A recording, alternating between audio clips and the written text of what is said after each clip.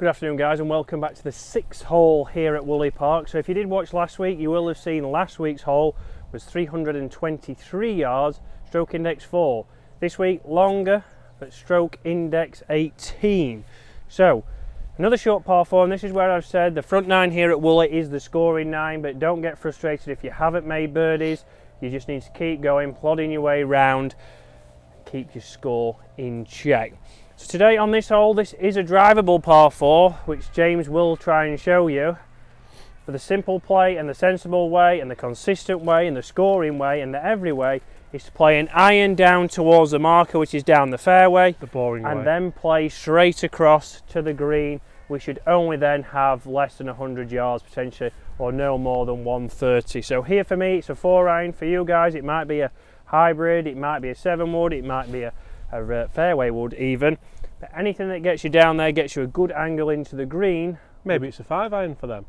It might be a 5-iron for you. I do apologise, James is correct. Look at you. It might be a 5-iron for you, but get something down there where you can see the green, and we can then be aggressive and positive at a flag. We're not blocked out by the trees, or if James hits his wood, we're not guessing if the ball's carried or hit a tree or lost or plugged or anything. So 4-iron, nice and controlled, down the middle.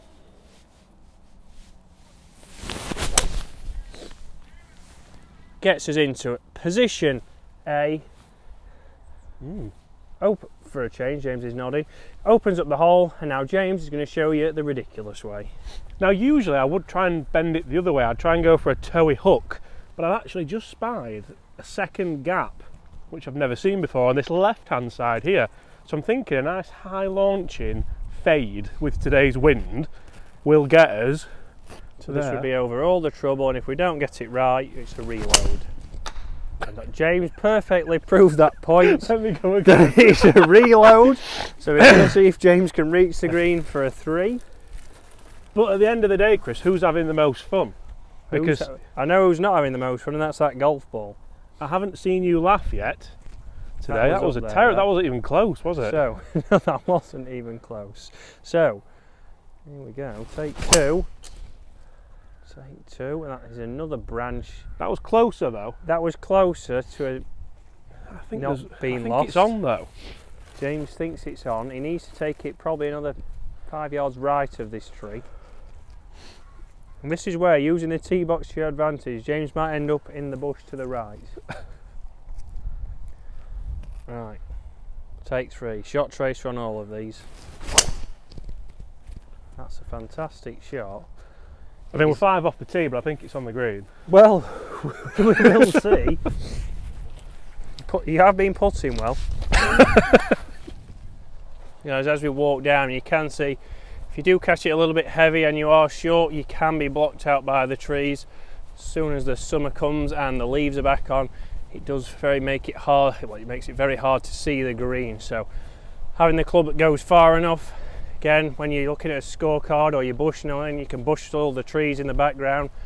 No, you're not going to reach those, but then you leave yourself the correct angle into the hole. We can then, like I say, have a clear shot.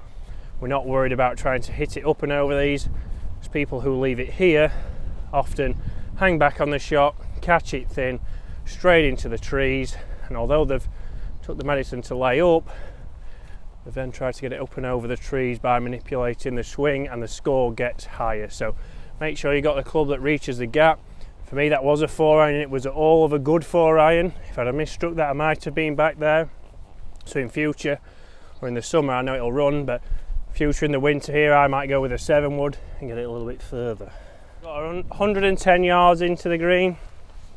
So it is a back pin. Again, here it's in the middle of the green, so I can go straight at this flag. If you're somebody who shapes the ball and has a little bit of shape on your wedges, just think, okay, if it's a draw, if it's a fade, take that into account where you want to start the ball. Don't just start aiming at the flag and moving it off. Here, I'm going to go with a little pitching wedge, try and flight this in a little bit lower, a little bit direct, and nice and controlled. Straight at it.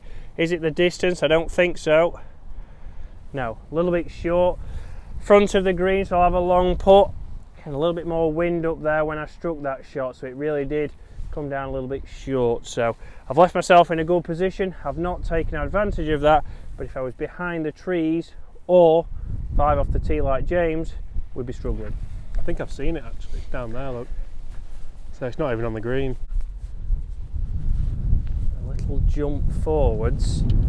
Long way though. Again, tour average from here, guys, it is outside of 33 feet. And 33 feet on tour is where tour players are more likely to 3-putt than they are 2-putt. So don't be too hard on yourself from this distance. This is a long putt. I'd say this is 45 feet. Quite a big swing on this. Just a terrible wedge shot, wasn't it, really? And it's just a poor shot. A lot of people will blame, you know, if you 3-putt this, you'll be like, oh, putting's let me down again today, but it hasn't. You've got to think, you've hit a good shot off the tee, the second shot's killed you. It's left you too far to the hole. It's then putting a lot of pressure on your putting. Your playing partner's just killed your concentration, really. Watching James reload has put me off. 3 golf balls I've just shedded then. Right, so again, make sure you have those practice swings. Don't just get over this and think that, oh, I can just feel it in there. Let's get swings in over the ball, pull the trigger, and that's gone a little bit past. That's left me probably 4 or 5 feet, so a little bit of work to do, but it's positive and it's past, and I can see what it's doing coming back. So a little bit more work than I wanted, but again, being past the hole, we're able to see what it's doing coming back, and I can be positive. I know what the ball's done. If I'm sure, I'm not sure, is it more break, is it less break? But on this one, get out of here with a par and take the medicine. So a good shot there off the tee. It is a longer hole than last week, but it is stroke index 18, but I certainly made it harder work. But same as last week, the play was hit an iron, hit something. It doesn't have to be driver. Play safe, hit to the green. Don't leave yourself 45 feet. That's the simplest way to play it. You can be more positive, you can be more aggressive, and hopefully that'll get you more pars, hopefully more birdies, and start to keep you in the round here at Woolley, because there's some tough holes to come, especially the next. So guys, I will see you next week. Well, actually, I'll see you again later in the week.